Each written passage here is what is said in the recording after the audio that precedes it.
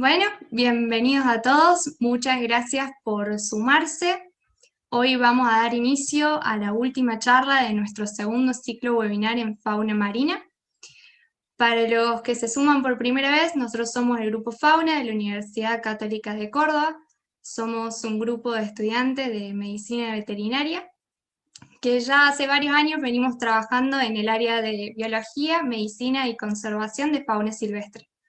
Es por eso que decidimos organizar este segundo ciclo para conocer los distintos desafíos a los que se enfrentan los médicos veterinarios que trabajan en los centros de rescate y rehabilitación de fauna marina. El día de hoy tenemos una disertante de lujo, ella es Ana Salazar Casals, es licenciada en Medicina Veterinaria por la Universidad Autónoma de Barcelona. A su vez es médica veterinaria del SEAL Center Peter Buren, en donde se especializó en todo lo que es rescate, rehabilitación, conservación, medicina e investigación de pinípedos. Además, ha llevado adelante distintos proyectos científicos para aumentar los conocimientos de esta especie. Antes de iniciar, queríamos agradecer a la Universidad Católica de Córdoba por proporcionarnos este espacio y por brindarnos su apoyo. También a todos los disertantes que han participado en nuestras charlas.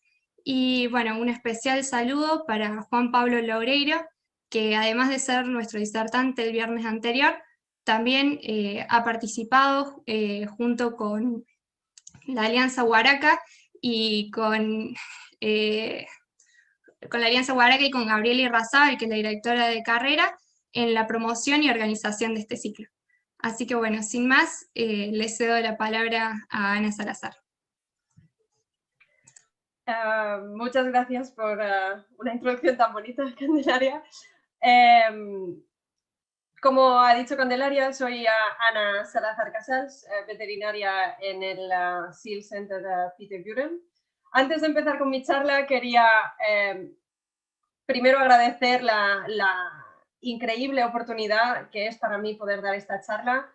Agradecer al Grupo Fauna, a la Universidad Católica de Córdoba y al Grupo Huaraca por tenerme aquí. Y quería disculparme por si en algún momento me encallo hablando en español o me salen palabras en inglés. Mi trabajo en el centro es siempre en inglés y a veces me cuesta un poco hablar en español sobre mi trabajo, sobre todo cuando voy a términos muy técnicos, pero espero que disfrutéis de la presentación. Así que voy a empezar a compartir mi pantalla.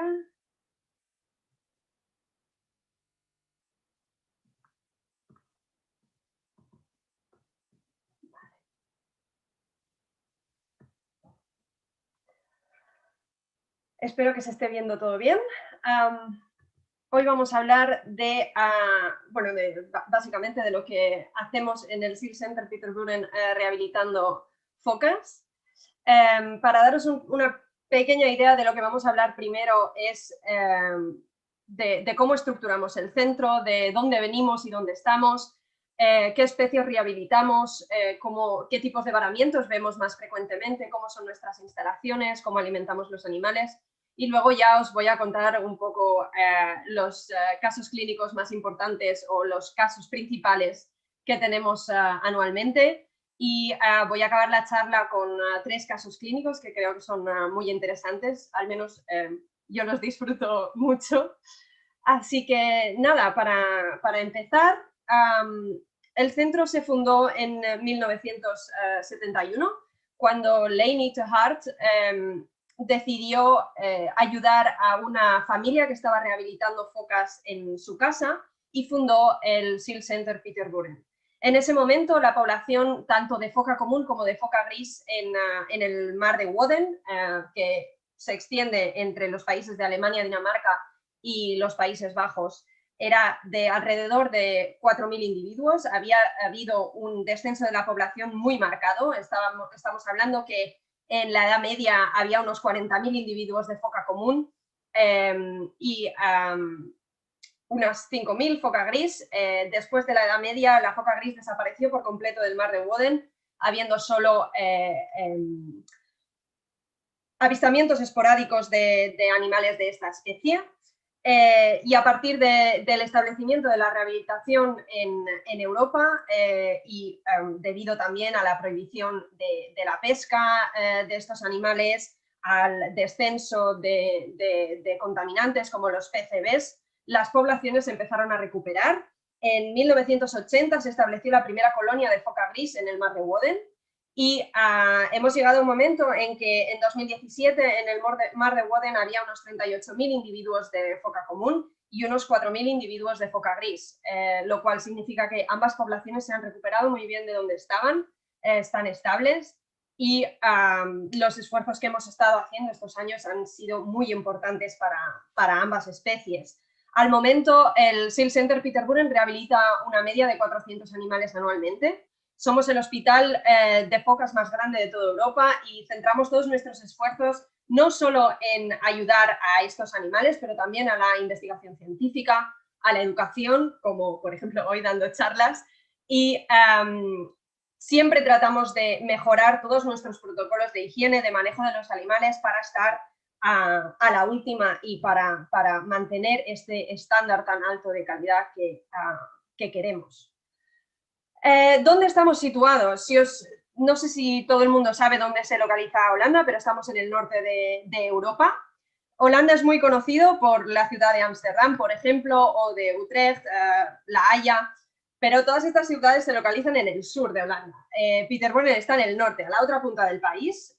Lo gracioso de toda la situación es que Holanda es uno de los países más densamente poblados de toda Europa. Hay unos 17 millones de habitantes en estos momentos en Holanda, pero Peter Buren es un pueblo muy pequeño. Hay solo 380 personas viviendo en Holanda y, como ya he dicho, rehabilitamos unos 400 animales anualmente. O sea, pasan más focas por Peter Buren que personas. La capacidad máxima de nuestro centro es de alrededor 100 animales, así que os podéis hacer una idea de la cantidad de trabajo que tenemos a veces. Lo que hacemos, como ya os he dicho hace un momento, es no solamente ayudar a los animales, cuidamos y rehabilitamos animales heridos e enfermos, pero también destinamos muchísimos esfuerzos a la investigación, a la educación, a todo. Nosotros creemos que si la población de focas está sana, ellas mismas indican que el mar está sano, con lo cual ese es nuestra misión, nuestro mayor objetivo. Rehabilitamos mayoritariamente dos especies, foca común y foca gris. Son ambas nativas de las costas holandesas, pero a lo largo de los años y por causas que no conocemos, hemos recibido focas de otras especies, como la foca anillada, foca de cascos o una foca pía. Estos animales son nativos de la zona ártica y por, como he dicho, razones desconocidas, acaban llegando a las costas holandesas y si es necesario los admitimos en rehabilitación. Los animales llegan a nuestro centro a través de una red de varamientos, que las siglas son EHBZ, como veis en la pantalla. Esto significa en holandés Eerste Hulp bij Zeehonden, que básicamente es auxilios para focas, primeros auxilios para focas, y esta red de varamientos está hecha por voluntarios que tienen un área de playa, de dunas que patrullan cada día y en caso de encontrar una foca nos contactan y nos informan del estado del animal. Si consideramos que el animal debe ser ayudado inmediatamente, entonces lo traeremos al centro y haremos una inspección veterinaria del animal. Pero si el animal se encuentra en buena condición física y no presenta síntomas dramáticos de enfermedad, intentamos monitorizar en playa. Eso significa marcamos al animal con un spray especial y cada 12, cada 24, cada 48 horas vamos a ver cómo está el animal, si está en el mismo sitio, si ha mejorado o ha empeorado su condición y así seguimos. La verdad es que este sistema nos está funcionando muy bien y significa que también traemos animales, admitimos solo los animales que realmente necesitan ser admitidos a rehabilitación. La cosa curiosa de ambas especies es que hay una estacionalidad en los varamientos. Tanto en foca común como en foca gris tenemos dos épocas bastante separadas, bastante marcadas de varamientos. En el caso de la foca común, en verano tenemos la época de cachorros. Eso significa que el 99% de las admisiones son cachorros abandonados. Y el resto del año recibimos animales sufriendo de una neumonía parasitaria. También podemos recibir animales que están enredados en redes o que tienen heridas, adultos, pero estos casos no tienen una estacionalidad, pueden ocurrir en cualquier momento del año y son muchísimo menos frecuentes que los otros dos. En el caso de la foca gris, recibimos los cachorros en invierno y en la época final de invierno y primavera recibimos los animales sufriendo de una neumonía parasitaria. En el caso de la foca gris, la época de neumonía parasitaria es más corta que en foca común, como habéis visto, y eso, aunque no sabemos especialmente por qué, creemos que es porque las focas grises son un poquito más resistentes, son más fuertes y pueden luchar mejor contra enfermedades que la foca común. El resto del año podemos recibir, como ya he dicho, pues otra vez animales enredados, adultos, focas con heridas, pero en este caso no hay una estacionalidad marcada de este tipo de varamientos. En el centro nosotros estructuramos la rehabilitación en 3 fases. La primera fase vendrían a ser la fase de cuidados intensivos, la fase de cuarentena. Esta es la fase más crítica, es donde irán los animales justo después de llegar al centro. Y son estas unidades, estas cuarentenas, son unas instalaciones que nos permiten controlarlo todo. Eso significa que nos permiten controlar la temperatura y la ventilación de la unidad. Nos permiten controlar si los animales están juntos o separados. Como podéis ver en la foto, podemos usar vallas aquí y aquí para separar a ambos animales y poner uno, por ejemplo, en lo que vendría a ser la cocina de esta unidad y el otro en esta área seca. También podemos controlar su acceso a la piscina, su acceso al agua, y en esta fase tan crítica estos animales reciben alimentación 4 veces al día.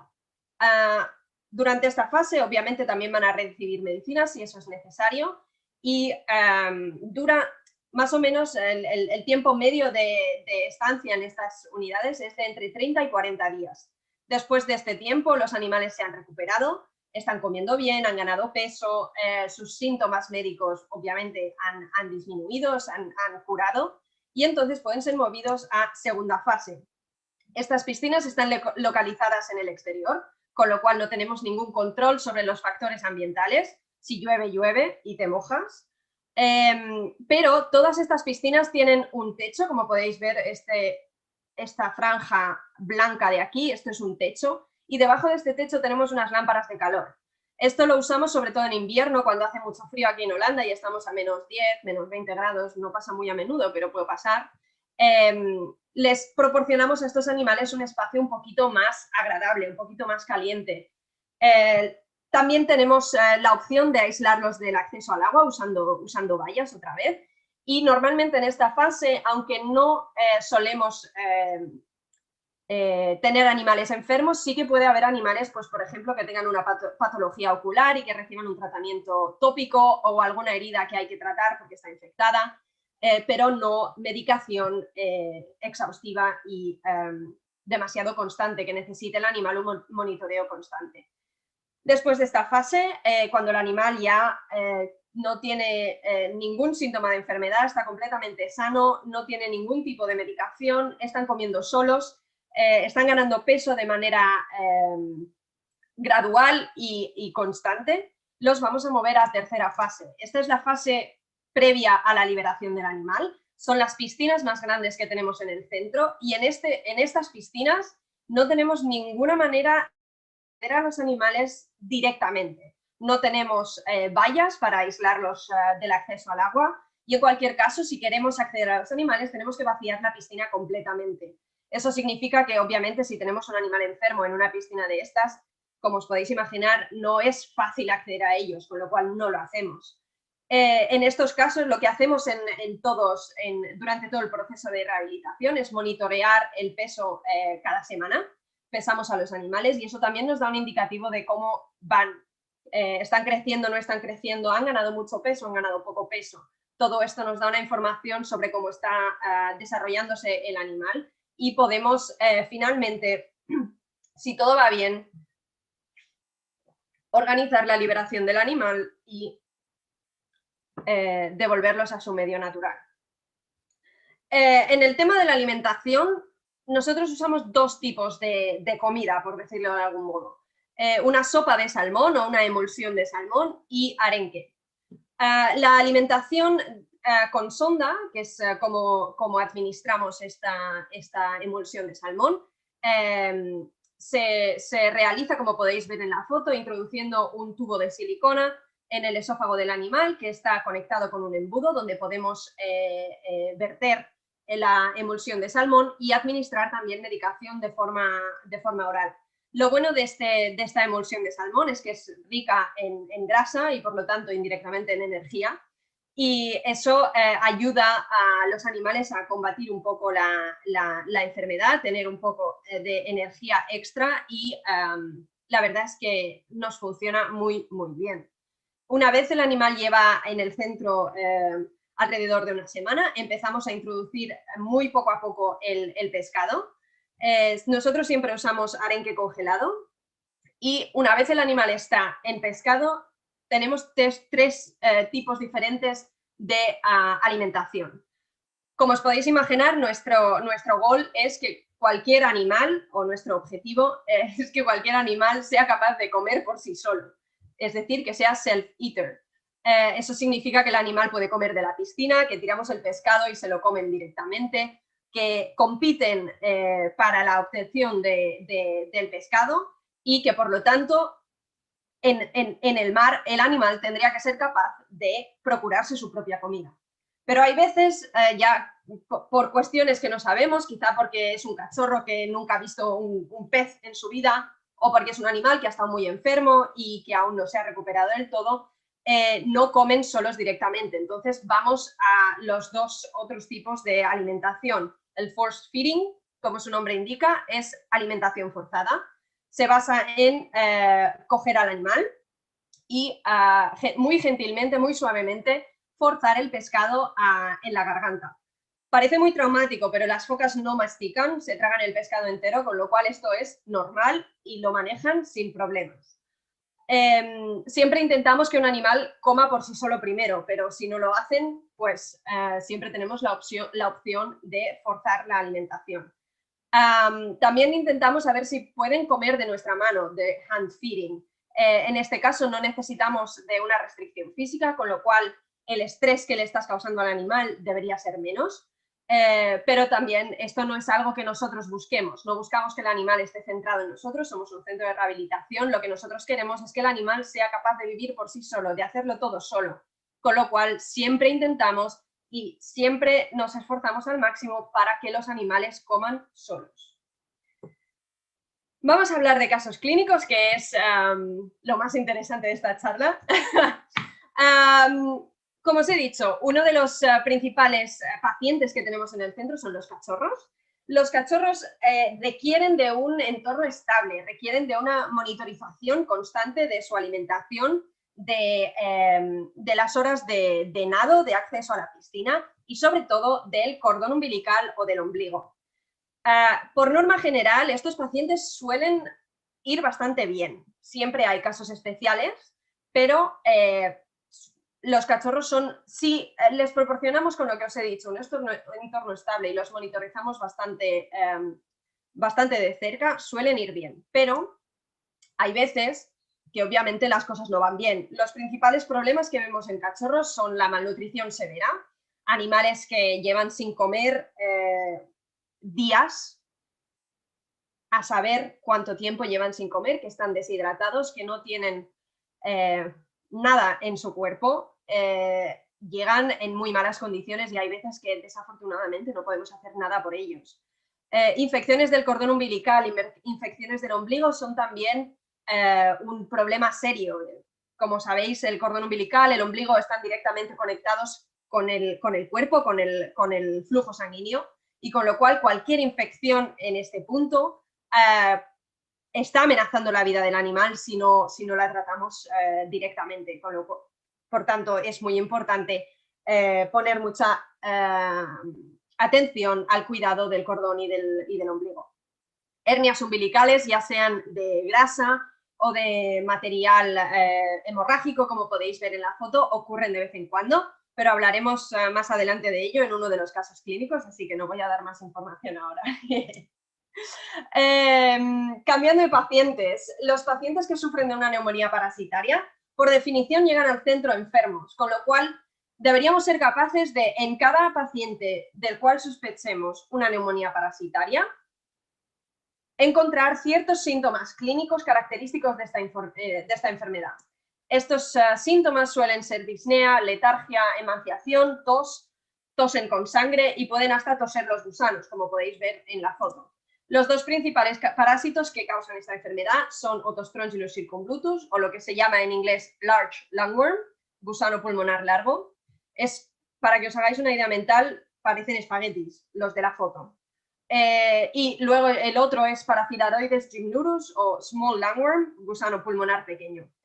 Las focas contraen esta enfermedad a través de su presa, el pescado, crustáceos, moluscos que estén infestados con las larvas de estos parásitos.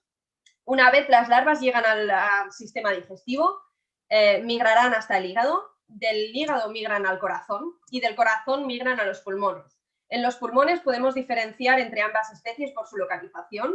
El gusano pulmonar largo, Otostrongylos, se localiza mayoritariamente en las vías pulmonares altas, lo que vendría a ser la tráquea y los bronquios principales, y lo que causa es una obstrucción mecánica de las vías respiratorias. Para que os hagáis una idea mental, imaginaros una tubería redonda y empezar a meter espaguetis en esa tubería. Llega un momento que hay tantos espaguetis que ni el aire puede pasar. Pues eso es una obstrucción mecánica. Por el otro lado, Paraphylaroides se encuentra en el tejido pulmonar, en el parénquima, y puede causar abscesos, incluso disrupción del intercambio de gases, problemas bastante severos con el tejido pulmonar. Una vez tenemos los gusanos en esta localización, la foca va a empezar a toser. Puede toser los parásitos al exterior, como en la foto, o se los puede tragar otra vez. Y entonces va a eliminar las heces, va a eliminar las larvas con las heces si los peces y los moluscos, crustáceos,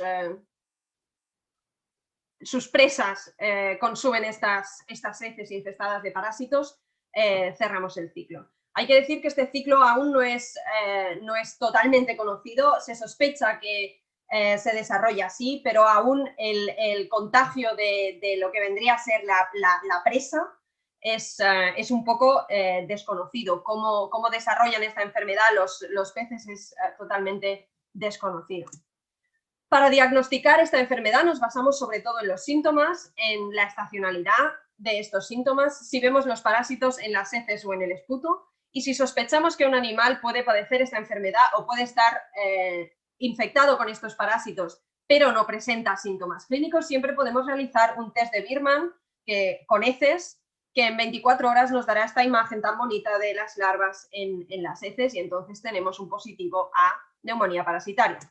Para tratar esta enfermedad usamos desparasitación para matar a los parásitos, obviamente. Los antibióticos solo los usamos bajo indicación veterinaria, es decir, si sospechamos que junto con la neumonía parasitaria hay una neumonía bacteriana secundaria. Y lo que siempre administramos son fármacos de soporte respiratorio para ayudar al animal a respirar mejor. Otros casos que vemos con mucha frecuencia son las interacciones con actividades humanas, sobre todo con pesca, animales enredados con redes, plástico, ropa, cuerdas, bueno, lo que os queráis imaginar. Los vemos anualmente, yo creo que tenemos al menos 20 casos. Solo de este tipo de animales. Hay que decir que lo que son enredos externos, es decir, heridas en el cuello, en la parte dorsal de la espalda o incluso en las aletas frontales, suelen ser, y digo suelen ser porque todo puede ir mal, bastante fáciles de tratar. Para que os hagáis una idea, esta es una foca gris que llegó al centro con una red. La herida era muy profunda, hasta el punto que el animal no podía ni levantar la cabeza de lo dañados que estaban los músculos cervicales. Esta foto es 2 semanas más tarde. Este es el cambio que hizo el animal en tan solo 2 semanas, con solo remover la red y tratar la herida. Hay casos que no son tan afortunados, como por ejemplo, esta es una foto de una necropsia de un animal que se había tragado un hilo de pesca con un anzuelo. A veces no los podemos salvar. El problema de los anzuelos es que, como todos sabéis, son muy puntiagudos y atraviesan tejido que se encuentran, pero hablaremos de ello más tarde. Otro problema que vemos en el centro anualmente son los problemas con el esqueleto, con los huesos, tanto fracturas como otros problemas óseos. Las fracturas suelen ser bastante fáciles de tratar, siempre y cuando una fractura esté estable, no se mueva, no esté infectada, no haya una herida comunicando con el exterior que pueda llevar bacterias a esta fractura. Solamente con un monitoreo cada 2 o 3 semanas de los signos radiológicos de esta fractura es suficiente. Suelen ir bastante bien, curan sin problema.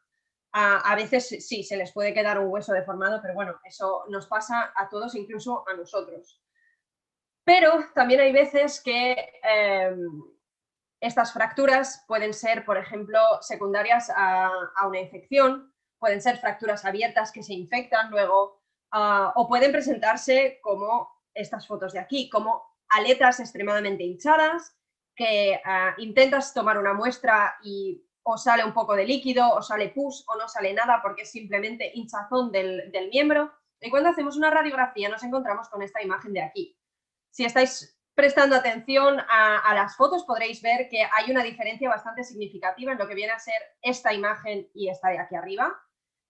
En esta imagen, poniendo los 2 segmentos del hueso juntos, unimos el hueso y este queda con el mismo tamaño que los otros huesos, con lo cual aquí no hay ningún problema. Si esto cura perfectamente, no hay que hacer nada, pero si hacemos lo mismo aquí y ponemos juntos estos 2 segmentos de hueso, el dedo queda más corto que los otros. Eso significa que aquí hay destrucción ósea, que aquí hay algo más, que aquí probablemente haya bacterias destruyendo este hueso, causando osteolisis. Esto es lo que llamamos una osteoartritis necrotizante o osteomielitis, una infección ósea. El principal problema que tenemos en nuestro centro cuando se presentan casos así es que solo tenemos una opción de tratamiento y es la amputación del hueso afectado. ¿Por qué es así? Porque cualquier tratamiento de osteomielitis, si estáis familiarizados con el tratamiento de una osteomielitis, sabréis que es complicado. Incluso en medicina de pequeños animales, de perros y gatos, el tratamiento de una osteomielitis es muy complicado solo médicamente. Hay que realizar perfusiones y drenajes, eso para nosotros no es viable. Es muchísimo más sencillo amputar el miembro afectado o el hueso afectado y acabar con el problema a una. Os dejo aquí en esta diapositiva 2 referencias, que son 2 artículos que hemos publicado nosotros. En el de abajo a mano izquierda tenéis, aparte de un par de casos que tuvimos en 2015, tenéis también una explicación del protocolo anestético que usamos con estos animales. Y en el de arriba a la derecha, esto es un estudio retrospectivo de las cirugías que hemos realizado de 2011 a 2017 y un par de casos clínicos bastante interesantes que nos hemos encontrado a lo largo de estos años. Así que también me podéis contactar, probablemente tendréis mi email, en el principio de la presentación estaba, y si no, si preguntáis al Grupo Fauna os pueden dar mi email y os puedo mandar todos los papers que queráis. Otra cosa que vemos muy frecuentemente son los problemas oculares. Lo más frecuente son las heridas alrededor de los ojos. Hay que decir que, igual que las heridas producidas por redes, suelen curar muy bien. Lo más importante es que el animal sea capaz de cerrar el ojo completamente. Si el animal es capaz de cerrar el ojo, la córnea no queda expuesta la herida va a curar y no va a haber ningún problema. Ya lo veis en las fotos, este animal hizo un cambio espectacular. Pero hay veces que la córnea queda expuesta, los párpados han quedado dañados, la córnea queda expuesta y esto puede dar problemas muy importantes. Otra cosa que vemos también con mucha frecuencia son las úlceras.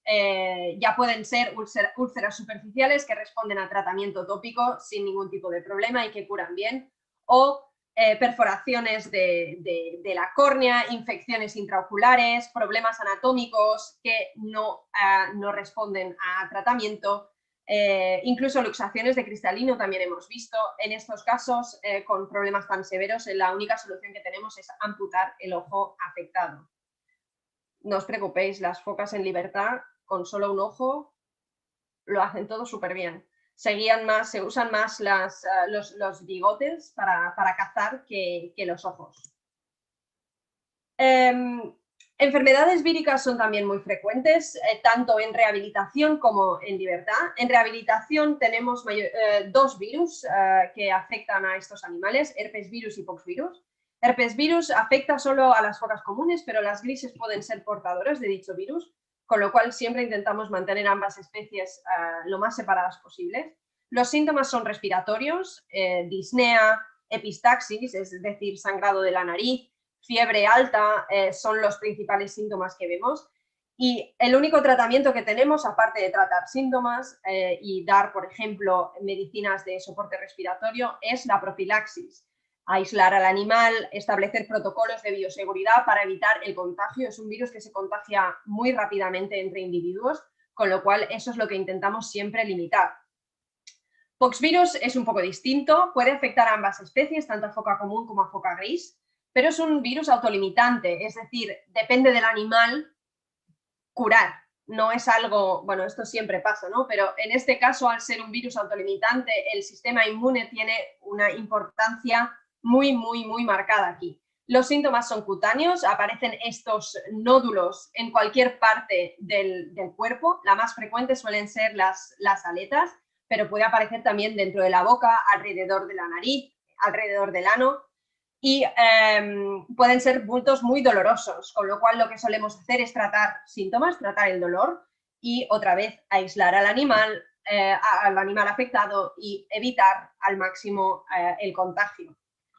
En la población salvaje, en Holanda hemos encontrado básicamente dos virus, influenza y morbillivirus. Influenza se presentó como una epidemia en 2014, tuvo una mortalidad media, hubo una muerte bastante significante de individuos, pero no tan marcada como morbillivirus, y los síntomas vuelven a ser respiratorios. No sé si os estáis dando cuenta, pero estos animales sufren mucho de los pulmones. Mayoritariamente los síntomas son mucho moco alrededor de la nariz, como por ejemplo la gripe, como nosotros cuando tenemos la gripe, y eso, bueno, pues es todo lo que podemos hacer. El caso de morbillivirus se presentó en Holanda como dos epidemias, una en 1988 y otra en 2012, y en ambos casos casi la mitad de la población de foca común murió. Los síntomas son también respiratorios, pero acompañados de síntomas neurológicos, y como ya he dicho, el grado de mortalidad es muy, muy alto en el caso de morbillivirus. Vamos a pasar a los casos clínicos. Tengo 3 casos clínicos para enseñaros y espero que los disfrutéis mucho. Primero vamos a hablar de una hernia umbilical. Karin fue una foca común que llegó al centro con 7 días de vida, más o menos. Llegó en junio de 2018. Estaba en una condición estable, un poquito más delgada de lo que vendría a ser ideal, y aún tenía el ombligo abierto, pero sin ningún signo de infección ni ningún problema. Al día siguiente vimos un empeoramiento general bastante marcado y empezamos a ver este material hemorrágico protruyendo del ombligo. Después de inspeccionarlo, sospechamos que era aumento y decidimos proceder con una operación para reducir la hernia al máximo. Perdón. Empezamos a tratar al animal con antiinflamatorios, analgésicos y después de una inspección completa del sitio decidimos también añadir antibióticos. Podemos decir que el animal hizo una recuperación completa, afortunadamente, y en agosto de 2018 Karin fue liberada. Ahora os voy a presentar dos casos en uno. Vamos a hablar de interacciones con actividades humanas. Este es un poquito más largo de lo que ha sido Karin. Y estos son mis dos casos favoritos, Destructor y Finley. Destructor es una foca común que llegó al centro en octubre de 2016.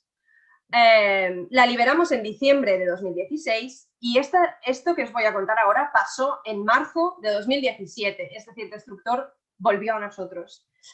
Fue encontrado en la playa, con un hilo de pesca alrededor del cuello que fue retirado y después de retirar ese hilo descubrieron que tenía otro hilo de pesca dentro de la boca. Eso ya sonaron todas las alarmas. Hilo de pesca en la boca significa que se ha tragado un anzuelo. Vamos a correr todos a ver si podemos salvar al animal. El animal estaba en shock, ahora veréis un vídeo también. Y cuando llegó vimos que realmente estaba muy poco responsivo, tenía los ojos abiertos y estaba alerta, pero apenas reaccionaba a ningún estímulo y presentaba síntomas de distrés respiratorio. Finley llegó en 2017 también, pero en el mes de mayo. Es otra foca común. Llegó extremadamente delgado, yo creo que es la foca más delgada que he visto en mi vida, con síntomas de enfermedad respiratoria leve, diarrea y deshidratación. Empezamos a tratar al animal como si fuese un animal sufriendo de neumonía parasitaria, porque todo parecía indicar que el animal sufría de dicha enfermedad. Pero lo que no nos cuadró es que 5 días después de llegar, este animal seguía teniendo diarrea y deshidratación a pesar de estar alimentándolo de manera normal. Raro. Decidimos seguir con la investigación, decidimos realizar más pruebas diagnósticas y hicimos un análisis de sangre del suero que resultó en una elevación de las enzimas hepáticas, pero estaban, bueno, es que ni os voy a dar números, brutal, extremadamente elevadas. Decidimos en ambos casos realizar radiografías, en el caso de Finley abdominales, en el caso de Destructor de todo el cuerpo. Y, sorpresa, sorpresa, Destructor no se había tragado solo uno, sino que 2 anzuelos. Uno localizado en el tórax, por lo tanto sabíamos que estaba en el esófago, y el otro localizado en el abdomen.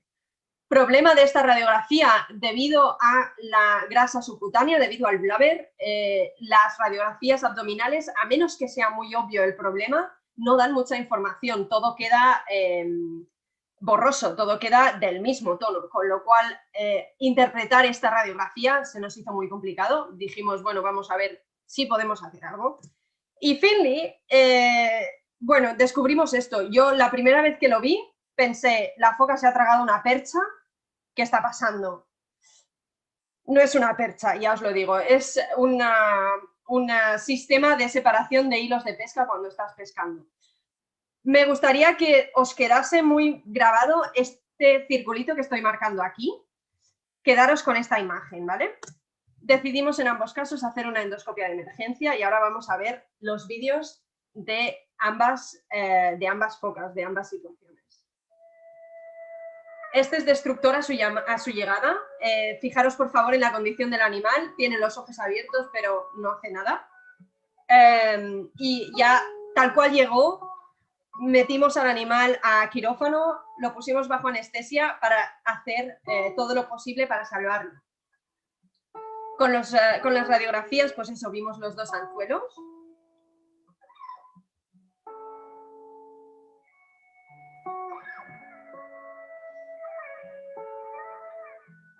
Y entonces procedimos a hacer la endoscopia para intentar sacarlos. Perdón por las imágenes, esto no pasó en un momento en que todos estuviésemos pensando en grabar un vídeo, así que no es la mejor calidad, pero os hacéis una idea de lo que pasó. Pudimos sacar el primero, que estaba en el esófago, era bastante grande, más o menos así. Y ahora, por favor, prestad mucha atención a esto. Encontramos el segundo anzuelo en el estómago, pero ¿veis todo esto? Estos son huesos de pescado. Sospechamos que Destructor se tragó un primer pescado con un anzuelo pequeño que llegó al estómago y ya está. Pero el segundo pescado que se tragó con el anzuelo más grande se quedó enganchado en el esófago. Debido a la saliva y a los movimientos peristálticos del esófago, la carne del pescado se disolvió, pero allí quedaron los huesos, allí quedaron todas las espinas del pescado y crearon una inflamación y unas heridas en el esófago brutales. Como habéis visto, Destructor se recuperó, afortunadamente, y lo pudimos liberar por segunda vez. Y ya no hemos vuelto a saber de él, así que cruzamos dedos que todo va bien con Destructor. Y este es el caso de Finley. Por favor, acordaros de esa puntita que os estaba señalando. Uy, perdón. Ahí vamos. Este es Finley.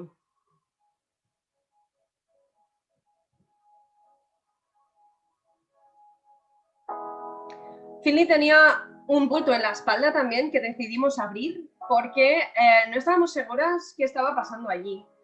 Y bueno, las imágenes bueno, hablan por sí solas.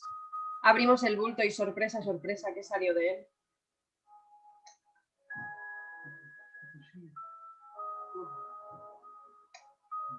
Ahí está. Esa puntita del hierro está saliendo por la espalda del animal. En este caso, veis a una persona que está sujetando al animal. Estamos realizando todo con anestesia local, pero ya veis que a la que empezamos a tirar, el animal empieza a moverse, le empieza a doler. Con lo cual decidimos parar, poner el animal bajo anestesia general e intentar sacar lo que eso fuese, ese hierro, esa percha.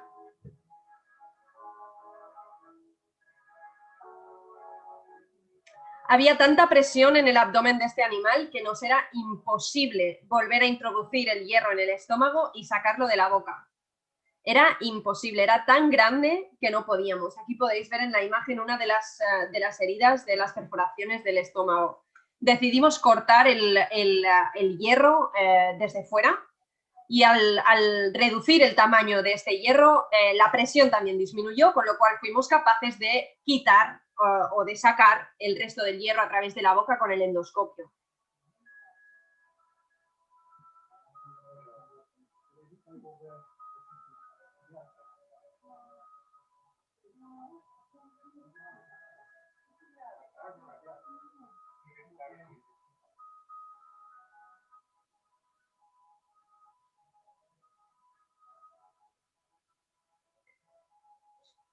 Y otro final feliz, Finley fue liberado en julio de 2017, este es él, el primer de todos de salir disparado, y no hemos vuelto a saber de él, así que yo espero que también le vaya todo muy bien a Finley, porque realmente fue un caso muy dramático el de Finley. Por último, os quiero presentar uno de los últimos casos que hemos tenido, el año pasado fue, una hernia gástrica. Nirvana fue una foca común de alrededor de 2 meses de edad que llegó en agosto de 2020 al centro. Presentaba una enfermedad respiratoria leve moderada con disnea y heridas superficiales que fueron tratadas siguiendo nuestros protocolos. La primera semana que el animal estuvo en el centro, vimos una mejora visible de su condición, con lo cual, poco a poco, y siguiendo todos nuestros protocolos de alimentación y cuidado de estos animales, empezamos a introducir el pescado.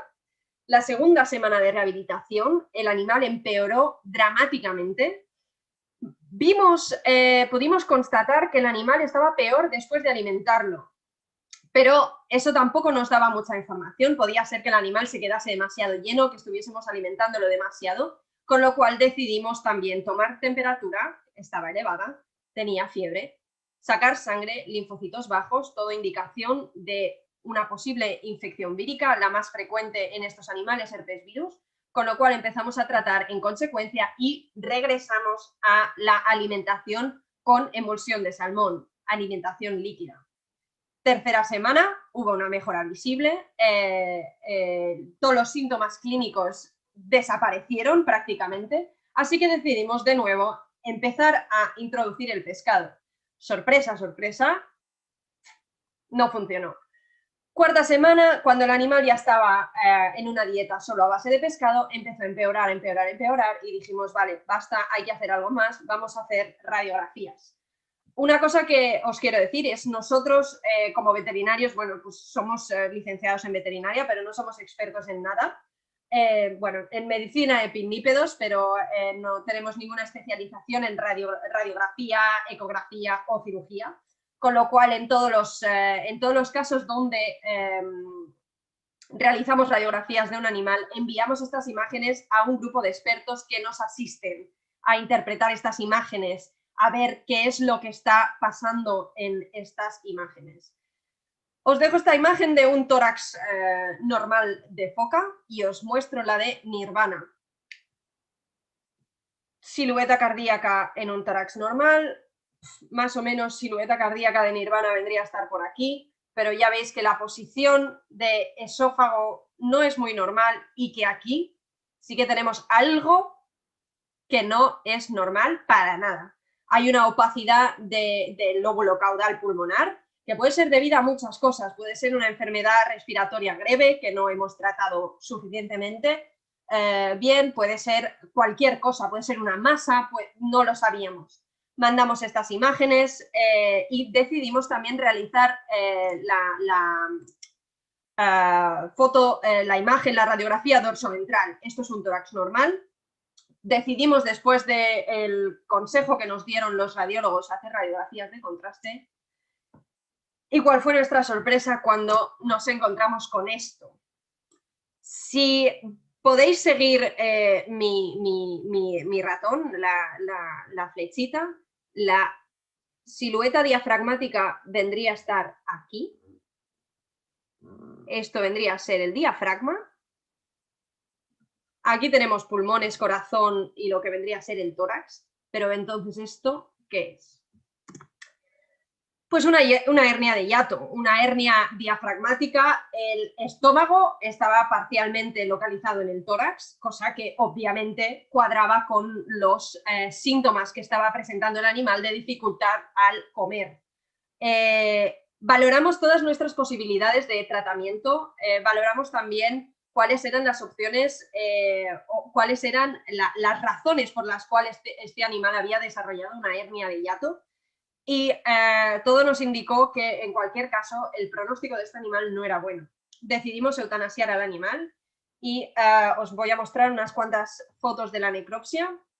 Esto vendría a ser pulmones, corazón, diafragma y aquí tenemos parte del estómago. Esta es otra visión, podéis ver el abdomen en este lado del diafragma y aquí tenemos el estómago protruyendo por el hiato. Cuando sacamos el estómago, podéis ver, esta foto es muy bonita, que tenéis aquí la porción craneal del estómago y aquí el resto del estómago en abdomen, con el diafragma entre medias. Pero lo más curioso de este caso es que, aparte de esta hernia, vimos un estrangulamiento del propio estómago, es decir, esta hernia era crónica, este animal, pues muy probablemente, al ser tan joven, 2 meses de edad, había nacido con esta hernia y al haber estado lactando durante un mes, pues no había tenido problemas de alimentación y al empezar a consumir pescado es cuando empezaron los síntomas. Esto ya nos confirmó que nuestra decisión de eutanasiar al animal era buena y que no podíamos haber hecho nada por este animal más allá de reducir al máximo su sufrimiento. Por último, me gustaría que os llevaseis a casa este mensaje.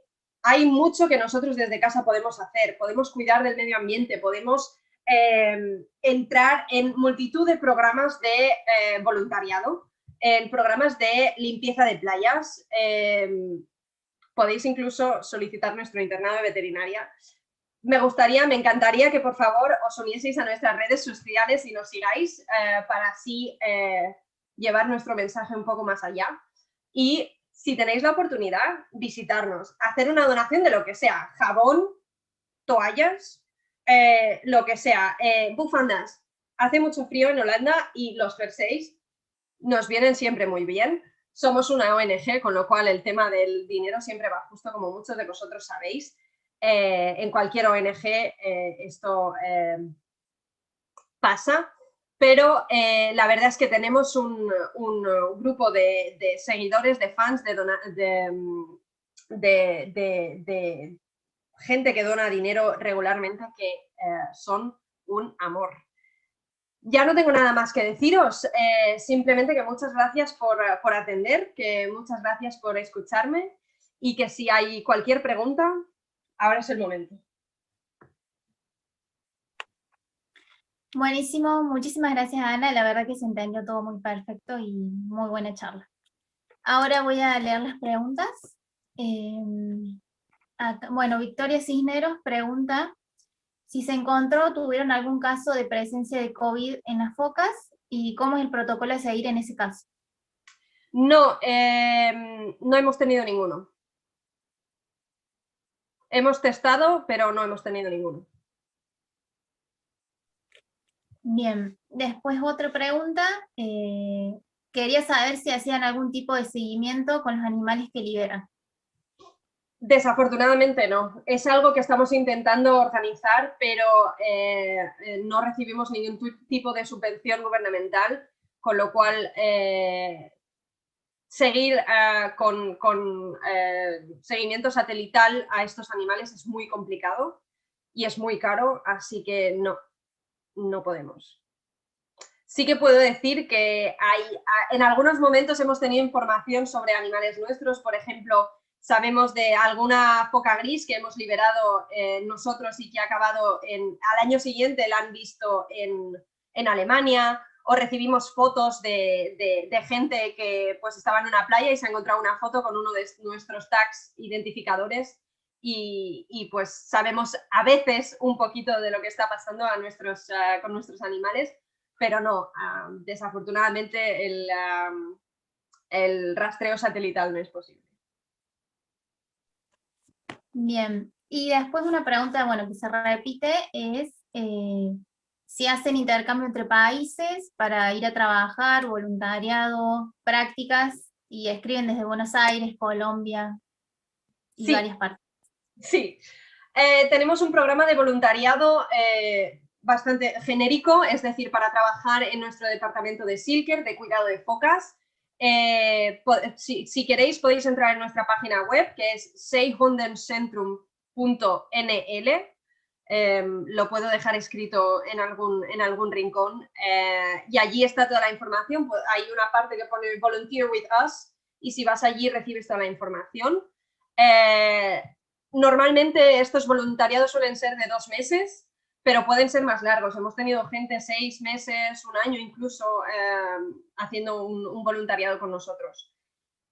También tenemos un internado de veterinaria para estudiantes y para graduados en veterinaria. El único problema es que debido a temas de visado con el gobierno holandés, solo podemos aceptar a gente que tenga un pasaporte europeo. Ya lo siento. Me duele en el alma, pero es solo lo que podemos ofrecer. Bien, buenísimo. Y una última pregunta con respecto a la alimentación. ¿Con qué suplementan si dan pescado congelado? Con unas pastillas de vitamina, que es un complejo multivitamínico. Uy, he dejado de compartir mi pantalla, ¿es un problema? No, ¿verdad? Vale, bien. Con un complejo multivitamínico que viene en pastillas que están preparadas para pinnípedos y eso lo administramos a través del pescado.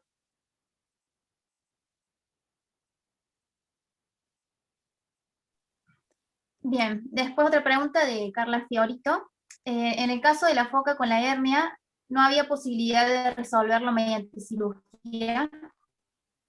Es una de las opciones que consideramos. Sí, en el caso de, por ejemplo, perros y gatos, sí que se hace reducción de hernia gástrica con cirugía, pero la descartamos por varios motivos. El principal motivo fue que hacer una cirugía abdominal en un pinnípedo es prácticamente imposible. Ha habido casos, ha habido zoológicos y centros de rehabilitación que lo han intentado, se ha intentado, pero muy pocos casos han tenido un final feliz.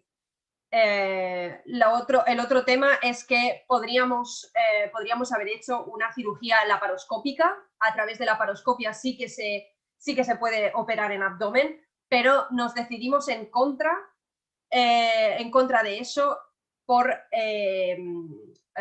temas poblacionales, por temas de recuperación del propio individuo, es decir, recuperación después de una hernia, de una cirugía, es bastante dramático. El tema tiene mucho dolor, la recuperación puede ser lenta.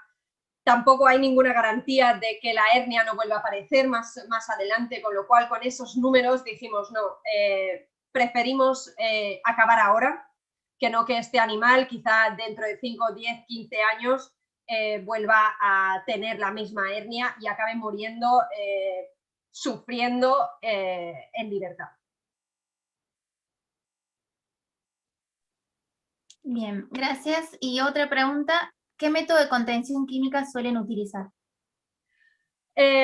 Pues usamos sedación en casos de procedimientos cortos, por ejemplo, radiografías de mandíbula, procesos que pueden ser un poco más dolorosos. Si tenemos que realizar radiografías, por ejemplo, de aletas de un animal que está presentando síntomas muy severos de dolor, lo solemos hacer bajo sedación. Pero de forma normal, cualquier procedimiento lo solemos hacer solo con restricción física, porque es muchísimo más corto, es más fácil, más corto, menos estrés para el animal, hacerlo todo sin ningún tipo de ayuda química, por decirlo de algún modo, que hacerlo con sedación. Temas anestésicos, usamos anestesia general para cirugías y en ese caso tenemos un protocolo que, como os he dicho, está descrito en el paper que he citado antes. Básicamente usamos butorfanol para inducir, para premedicar, perdón, propofol para inducir y isoflorano para mantener la anestesia. Gracias. Y otra pregunta de Estefanía Ortega, ¿cuánto llega a pesar una cría? El peso al nacimiento de foca común está alrededor de los 8 kilos y de foca gris entre 12 y 15. Buenísimo. Y otra, ¿cómo se colocan los tags identificadores? Se colocan en las aletas traseras, para que os hagáis una idea, es como una mano y entre los dedos hay una membrana, lo colocamos aquí en la membrana.